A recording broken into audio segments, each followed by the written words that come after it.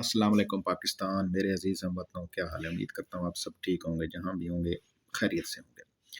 Election 2024 8 फरवरी को अमल मुकम्मल हो चुका, नताइज आ चुके।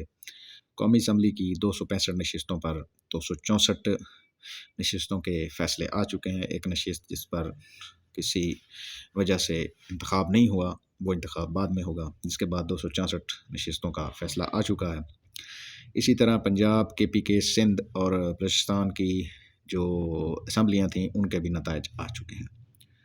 इस इलेक्शन में पहली बार ये देखा गया कि जनाब इलेक्शन के डे मोबाइल सर्विस बंद कर दी गई, जो कि बाद में निगरान वज़ीर इत्तलात का कहना था कि ये हमारे लिए काम करना बड़ा मुश्किल था, लेकिन लोगों की हिफाजत के मद्देनज़र रखते हुए और इसमें काफ़ी खुफिया रिपोर्ट्स शामिल थीं, इनको देखते हुए हमें ये फ़ैसला करना पड़ा। इस फैसले की वजह से जो उम्मीदवारान थे उनको अपने वोटर्स तक पहुंचना, रसाई तकरीबन बड़ी मुश्किल थी। और इसमें ये हुआ कि जो टर्न आउट था वो तकरीबन राउंड अबाउट 50% तक पहुंचा था, लेकिन हो सकता है कि अगर मोबाइल सर्विस चलती रहती तो हो सकता है ये टर्न आउट 70 से 75% तक जा सकता था। बहरहाल जैसे तैसे दिन गुजर गया, उसके बाद शाम को तकरीबन 10 बजे ही रात को मुख्तलिफ हलकों से नताइज आना शुरू हो गए। रात को तकरीबन 3 बजे तक नताइज कुछ यूँ थे कि तकरीबन मुस्लिम लीग नून जिसकी ज़्यादा से ज़्यादा कुछ 20-25 नशिस्तों पर कामयाबी थी, इसके साथ साथ वो आज़ाद उम्मीदवार जिनको पाकिस्तान तहरीक इंसाफ की तरफ से नामज़द किया गया था, तकरीबन उनकी तादाद उस वक्त कोई 75 के करीब पहुँच चुकी थी। इस तरह PP जो पीपल्स पार्टी थी, उनकी कौमी असम्बली में तादाद तकरीबन उस वक्त लगभग कोई 35-36 थी। बहरहाल जैसे जैसे रिज़ल्ट आता गया, ज्यों ज्यों हालात तब्दील होते गए। बाज़ हल्के हैं जिनमें एक उस्मान डार साहब की वालदा रेहाना डार, जिन्होंने ख्वाजा आसिफ के ख़िलाफ़ इलेक्शन लड़ा, और रात को जब रिज़ल्ट आ रहे थे तो उसके मुताबिक वो रेहाना डार साहिबा तकरीबन 50,000 की लीड से ख्वाजा आसिफ से आगे जा रही थी। इसी तरह सलमान अकरम राजा साहब हैं एडवोकेट, वो ओन चौधरी के मुकाबले में लड़ रहे थे लाहौर की नशिस्त से, जो कि तकरीबन 80,000 की लीड से आगे जा रहे थे। इस तरह बहुत सारे ऐसे हलके हैं जिनमें तहरीक इंसाफ के लोगों को काफ़ी ज़्यादा मार्जिन मिला हुआ था।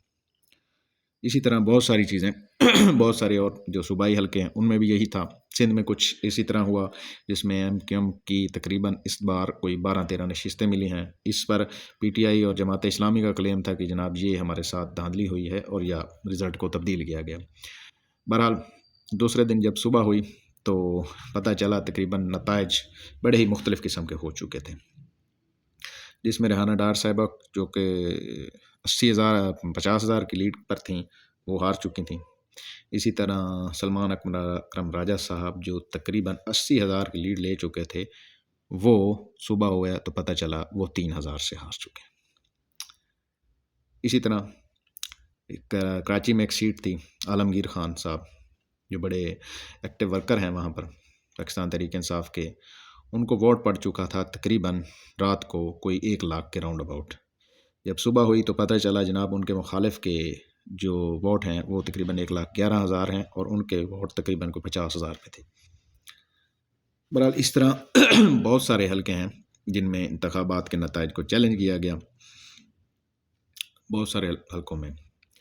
अब उसमें डॉक्टर यास्मीन राशिद हैं जो कि पाकिस्तान तहरीक इंसाफ की रहनुमा हैं और बड़ी एक्टिव रहनुमा हैं।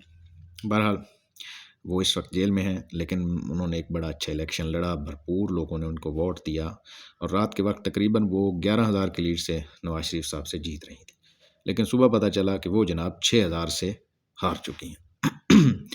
इससे पहले नवाज शरीफ साहब मानसेरा की सीट पहले ही हार चुके थे। इसी तरह मरीम नवाज़, उनके मुकाबले में जनाब मियाँ बाद फ़रूक के भाई मियाँ उमर फ़ारूक साहब थे जो इलेक्शन लड़ रहे थे, वो तकरीबन 2300 वोटों से वो मरीम नवाज़ से कौमी असम्बली की नशिस्त हार गए थे। इसी तरह मरीम नवाज़ की पंजाब असम्बली की नशिस्त थी, وہاں پر بھی کچھ ایسا ہی ہوا. میاں شہباز شریف صاحب کی تھی قصور والی نشست، اس پر بھی کچھ ایسے ہی معاملات تھے. بہرحال بہت ساری چیزیں تھیں، لیکن اب ایک ایک چیز کو دہرایا نہیں جا سکتا. بہرحال یہ ایک ایسا الیکشن تھا جس میں تقریباً اب تک کوئی 40 سے 50 حلقوں کے نتائج چیلنج کیا جا سکے. اسی طرح ملتان میں آ جائیں تو ملتان میں تقریباً جو شاہ محمود قریشی صاحب کی صاحبزادی ہیں مہر بانو قریشی، انہوں نے بھی اپنے نتائج کو چیلنج کیا. بقول ان کے تقریباً 16,000 ووٹ مسترد ہوئے ہیں.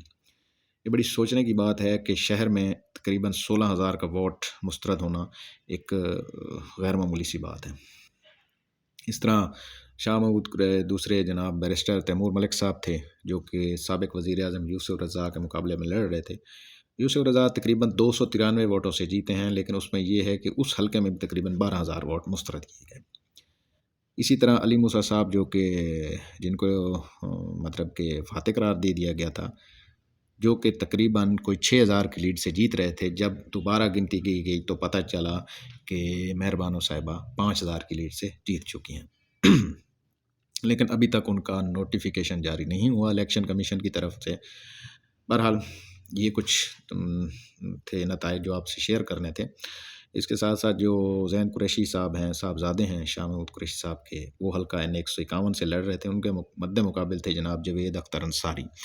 جاوید اختر انصاری وہ شخص ہیں جو کہ 2018 میں MPA منتخب ہوئے تھے پاکستان تحریک انصاف کی سیٹ سے، کی نشست 2018 میں پاکستان تحریک انصاف کی جانب سے MPA منتخب ہوئے تھے. بہرحال اس کے بعد 9 مئی کے واقعات کے بعد انہوں نے تحریک انصاف چھوڑ دی اور کچھ عرصہ سیاست سے دور رہے، لیکن انتخابات سے پہلے پھر انہوں نے میاں نواز شریف اور شہباز شریف سے رجوع کر کے نون لیگ کا ٹکٹ حاصل کیا، اور وہ بھی قومی اسمبلی کا. اس طرح بہت سارے اور لوگ ہیں جن میں ایک احمد حسین ڈیڑھ صاحب جو کہ 2018 میں پاکستان تحریک انصاف کے ٹکٹ پر الیکشن لڑے اور کامیاب ہوئے. اس بار وہ جناب مسلم لیگ نون کی طرف سے الیکشن لڑ رہے تھے، لیکن اس بار ان کو ناکامی کا سامنا کرنا پڑا. بہرحال پاکستان تحریک انصاف وہ جماعت جس نے وہ کر دکھایا جو پہلے کبھی کسی جماعت نے نہیں کیا. 9 مئی کے واقعات کے بعد ان کے لوگوں کو اٹھایا گیا، گرفتاریاں، چھاپے، مختلف تھانوں میں پرچے، مختلف کارروائیاں. عمران خان صاحب کے اوپر تقریباً 200 سے زائد پرچے کر دیے گئے. ان کے بہت سارے جو ووٹرز تھے یا کارکن کہہ رہے ہیں، ان کو آپ کافی جگہ پر ان پر پرچے ہوئے، لوگوں کے کاروبار تباہ کیے گئے، لوگوں کو بڑے مسئلے مسائل پہ بڑا نقصان پہنچایا گیا لوگوں کو. لیکن اس کے باوجود بھی تمام تدبیریں بیکار رہیں، کیونکہ اب پاکستان تحریک انصاف جو ہے وہ پنجاب میں اس کی تقریباً 138 نشستیں ہیں، قومی اسمبلی میں تقریباً اس ٹائم 103 نشستیں حاصل کر چکی ہیں. مسلم لیگ نون جو کہ کہتی تھی کہ جناب ہم سادہ اکثریت حاصل کریں گے، بلکہ ان کا تو کہنا تھا کہ ہم 2/3 اکثریت حاصل کریں گے، لیکن بات یہ ہے کہ آپ سوچتے کچھ ہیں، ہوتا کچھ ہے، ہوتا وہ ہے جو میرے رب کو منظور ہوتا ہے. بہرحال مقتدر حلقوں میں یہی باتیں چلتی رہیں کہ تحریک انصاف کم از کم 25 سے 30 سیٹوں سے زیادہ نہیں جیت سکتی، لیکن انہوں نے ایک بڑا ہی سنیریو کو چینج کر دیا. ایک منظرنامہ بالکل چینج ہو گیا، الگ سا ہو گیا. اس کے مطابق اب مسلم لیگ نون جو کہتی تھی کہ میں 2/3 اکثریت لوں گی، لیکن وہ افسوس کے ساتھ کہنا پڑ رہا ہے سادہ اکثریت بھی نہیں لے سکتے. اس کے ساتھ ساتھ پیپلز پارٹی جو الیکشن سے پہلے کہتی تھی کہ ہم جناب 2/3 اکثریت لیں گے، ہم 300 یونٹ تک فری دیں گے، ہم 10 لاکھ گھر بنائیں گے، بہت ساری چیزیں وہ بیان کرتے تھے. لیکن بہرحال یہ دونوں جماعتیں اب نون لیگ کی اس وقت موجودہ جو صورتحال ہے اس میں اس کی نشستیں ہو چکی 75 قومی اسمبلی میں، جبکہ پیپلز پارٹی کی موجودہ نشستیں ہیں 60. اس کے ساتھ ساتھ پاکستان تحریک انصاف کے جو آزاد امیدوار تھے وہ تقریباً 103 پر پہنچ چکے ہیں. اس کے علاوہ جو دوسرے آزاد امیدوار تھے وہ تقریباً ہیں، ان کی تعداد بھی 12-13 ہو چکی ہے. اب آج 4-5 دن کے باوجود بھی اب حکومت سازی کا عمل مکمل نہیں ہو سکا. پاکستان تحریک انصاف کے نامزد امیدوار تھے جو آزاد، وسیم قادر صاحب، جو کہ کل مسلم لیگ نون میں شامل ہو چکے ہیں. اس کے ساتھ ساتھ ثاقب چدر صاحب PP 97 سے ان کا تعلق ہے، وہاں سے وہ MP منتخب ہوئے۔ بقول ان کا یہ کہنا تھا کہ جناب مجھے تحریک انصاف نے ٹکٹ نہیں دیا، لیکن میں آزاد لڑ کے آیا ہوں اور جیت کے آیا ہوں اور میں تحریک انصاف میں شامل ہوں گا۔ لیکن ان کا بھی کل خبر آئی ہے، واضح پتہ چلا ہے کہ وہ بھی شہباز شریف صاحب سے انہوں نے ملاقات کی ہے اور انہوں نے نون لیگ جوائن کر لی ہے۔ اسی طرح 2-3 لوگ اور ہیں جو اب تک نون لیگ میں شامل ہو چکے ہیں۔ مزید جو پاکستان تحریک انصاف کے آزاد امیدوار ہیں ان سے رابطہ کرنے کی کوشش کی جا رہی ہے جماعتوں کی طرف سے، لیکن کوئی رابطہ نہیں کیا گیا۔ جبکہ دوسری طرف بیرسٹر گوہر کا کہنا ہے کہ ہم نہ نون لیگ سے اتحاد کریں گے اور نہ پیپلز پارٹی سے۔ بہرحال یہ 2-4 دن کی خبریں تھیں، میں نے کہا آپ سے شیئر کر لوں۔ تازہ ترین خبر آج کی یہ ہے کہ پاکستان استحکام پاکستان جو پارٹی تھی جس کے چیئرمین تھے جناب جہانگیر ترین صاحب، وہ آج اپنے عہدے سے مستعفی ہو گئے ہیں۔ ان کا یہ کہنا تھا کہ میں نے 2 سیٹوں پر الیکشن لڑا لیکن میں کامیاب نہیں ہوا، تو لہٰذا میں اب اس عہدے پر رہنا نہیں چاہتا، اور انہوں نے چیئرمین شپ سے اپنا عہدے کا استعفیٰ دے چکا ہے۔ ان کا یہ کہنا تھا کہ سیاست سے دور ہوں لیکن عملی طور پر اپنے طور پر لوگوں کے بھلائی کے لیے کام کرتا رہوں گا۔ ان کی ایک بات بڑی اچھی تھی، انہوں نے کہا جی کہ عوام کے مینڈیٹ کا احترام کیا جائے۔